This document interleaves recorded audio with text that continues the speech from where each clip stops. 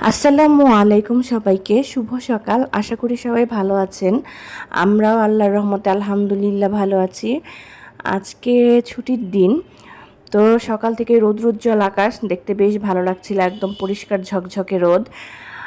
আর তারপর আমি বারান্দায় গিয়ে তো দেখি অনেক রকমের ফুল ফুটেছে আমার বাগানে, রং বেরঙের ফুল দিয়ে ভরে গিয়েছে মাশাল্লাহ।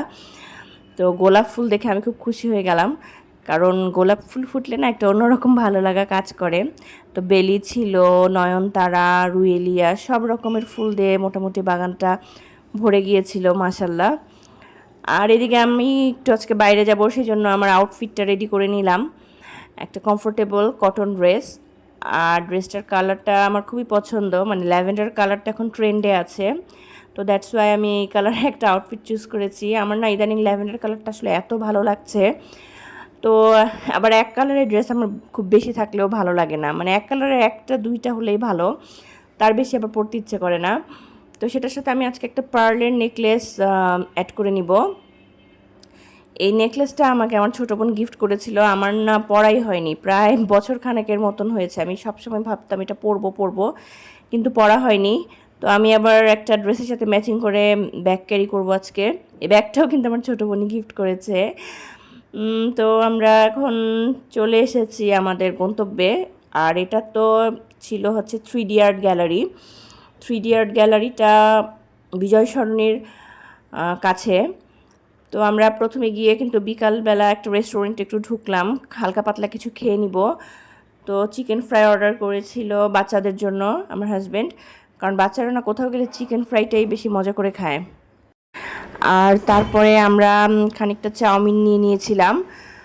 চাউমিনটা খেতে না আমার কাছে বেশ ভালোই লাগে, বিশেষ করে বাইরের রেস্টুরেন্টে গেলে, মানে ঘরের বানানোর থেকে বাইরের রেস্টুরেন্টের চাউমিনটা আমার কাছে খুব টেস্টি লাগে।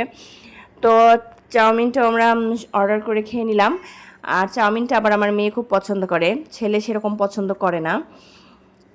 তো এখানে আমরা খাচ্ছিলাম আর একটু গল্পগুজব করছিলাম। বাচ্চারা তো বাইরে আসলে খুশি, ঘুরতে গেলে কিছু খেতেই হবে, এরকম একটা ব্যাপার। তারপরে কফিও নিয়ে নিয়েছিলাম। আর আমার মেয়ে না ইদানিং চা কফির এত বেশি মানে পছন্দ করে চা কফিটা খেতে, সেও কোথাও গেলে বা বাসায় থাকলেও অনেক সময় বলে চা খাবো কফি খাবো, তো তার জন্য কফি অর্ডার করেছিলাম। তারপরে আমরা খাবার দাবার শেষে বের হয়ে গেলাম, বের হয়ে চার সাইড দিয়ে একটু ঘুরে ঘুরে দেখছিলাম। কারণ হচ্ছে রেস্টুরেন্ট থেকে কিন্তু 3D আর্ট গ্যালারিটা যেতে যে মাঝখানের পথটা, সেই ওয়াকওয়েটাও খুব সুন্দর দেখতে মাশাআল্লাহ, একদম চারিদিকে সবুজ, খুব ভাল লাগছিল। তো আমরা একটু ঘুরে ঘুরে দেখছিলাম। আর এটা তো হচ্ছে ক্যান্টনমেন্টের একটা পার্ট, মানে সেনা সদস্য দ্বারা নিয়ন্ত্রিত, তো সেই জন্য বেশ গোছানো ছিল, খুব ভাল লাগছিল দেখতে। আসলে সুন্দর গোছানো জায়গা দেখতে না সবারই ভালো লাগে, তাই না? কিন্তু আমরা কেন জানি বাংলাদেশের মানুষ এই জিনিসটা বুঝতে পারি না, মানে রাস্তাঘাট নোংরা বানিয়ে রাখি। অথচ দেখেন একটু পরিষ্কার পরিচ্ছন্ন থাকলে বা একটু সবুজ দিয়ে ঘেরা থাকলে জিনিসটা কতটা এনজয়েবল হয়।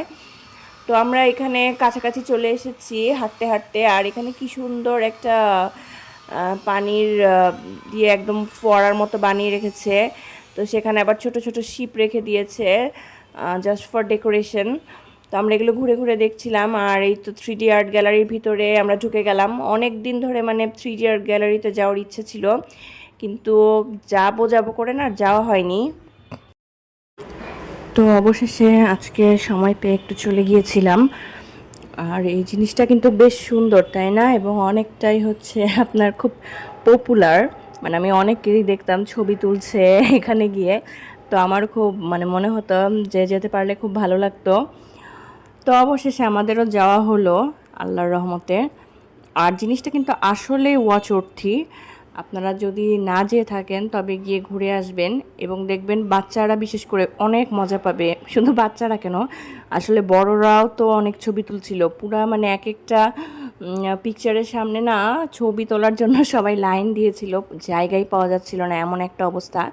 যদিও লাস্টের দিকে ভিড়টা অনেকটা কমে এসেছিল, কারণ আমরা কিন্তু এন্ট্রি নিয়েছিলাম অনেক দেরি করে।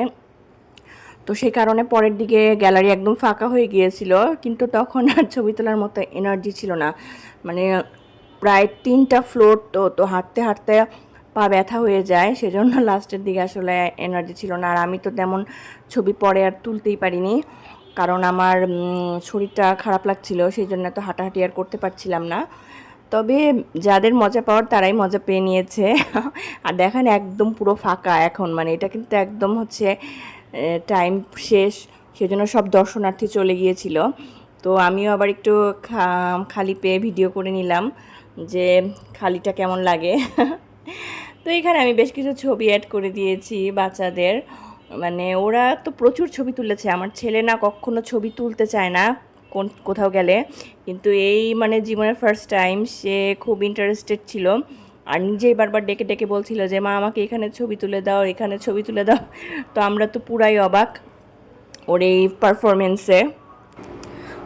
তো সন্ধ্যার দিকে আমরা বাসায় চলে আসলাম, আর রাত্রেবেলা না একটু গরুর মাংস রান্না করেছিলাম, এটা কোরবানির মাংসটা। তো সেটা আর সাথে একটু সবজি রান্না করে নিয়েছিলাম, যে রাত্রেবেলা করে একটু গরুর মাংসটা খাই, সেজন্য মূলত রান্না করা। তো এই তো আর কি, খুব টায়ার্ড হয়ে গিয়েছিলাম সবাই, সেজন্য রাতের খাবারটা এসে কিন্তু হলো দেরি করিনি, সবাই একটু তাড়াতাড়ি খেয়ে নিয়েছি। আর তারপরে আপনাদেরকে কিছু জিনিস দেখাই, এগুলো আসার সময় টুকটাক কিছু জিনিস কিনেছি। আমার সিরামটা শেষ হয়ে গিয়েছিল, তাই আমি একটা সিরাম নিয়ে নিয়েছি। আর বাচ্চারা না ওই যে খেলনা কিনেছে, উনো কি একটা খেলা সেটা আর কি, এই খেলনাটা কিনেছে, একটা পেন্সিল বক্স। আর এখানে আমার মেয়ের জন্য না একটা হেয়ার ব্যান্ড নিয়েছিলাম, ওর এই হেয়ার ব্যান্ডটা খুব পছন্দ, এরকম নাকি ওর নেই, তো সেজন্য একটা নিয়ে নিলাম। তো আর নিজের জন্য একটা হেয়ার ব্যান্ড কিনেছি। তো এইটুকুই আজকের ব্লগটা এই পর্যন্তই, ভালো থাকবেন সবাই, ধন্যবাদ সবাইকে।